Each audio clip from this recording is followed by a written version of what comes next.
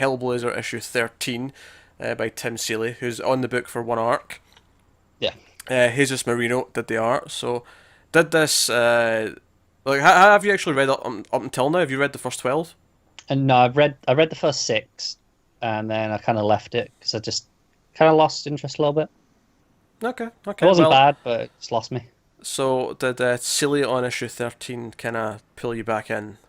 I enjoyed it quite a bit. I enjoyed it even more the second term because it's essentially a murder mystery, is what he's doing here. He's got one arc with John Constantine.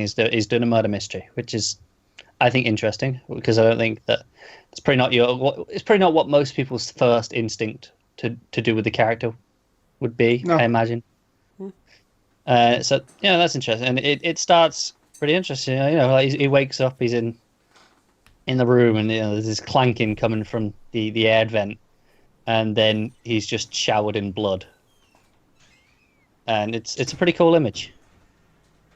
But it basically boils down to he gets investigated by the cops because they're like, hey, we think you might be involved in this because it's come out of your apartment and all that. And essentially, it's just this guy who he got in an argument with the night before, and he didn't do anything. Like, nothing actually happened. He didn't do anything. He went in and went to bed after a few drinks. But after he left, what he was kind of imagining he'd have done to the guy is what happened. He talks about how he wished he'd, like, punched him, thrown him around, and, like, taken him up to the roof and thrown him in the fan. And obviously, but then we're watching the police view the CCTV, and that's exactly what's happening. Is him doing those actions? It looks like he's being punched around and thrown about and dragged. Is it like someone actually doing it, or is it like an invisible entity? It looks like it's invisible. Like Right. nothing's actually there except the guy, but he's kind of making the motions. Okay. And this cop investigator, she knows about magic, and she knows about John being involved with magic. So she's like, I know you could be this. You didn't need to be there physically for you to have done this.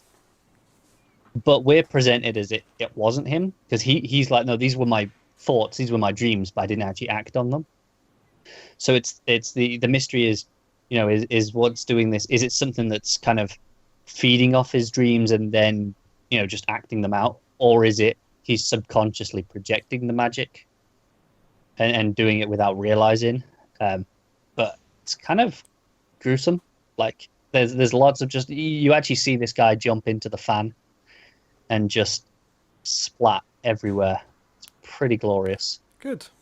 And then we get to the end. John's just doing some investigating, trying to figure out what's going on, and some demons pop up. I like a good fan kill. It's pretty cool. But I'm digging it. I enjoy murder mysteries, and this is solid. But it's like the start of most murder mysteries. There's not a lot to go on yet. There's just the hook of what was it. Yeah, I mean, I'm not a big Hellblazer guy, so I'm not really There's fussed so, enough. so far there's not like a lot of magic stuff going on though. Like it's really just about the investigation of what happened. Yeah, it's just, there's not enough to really entice me Yeah. in to check it out.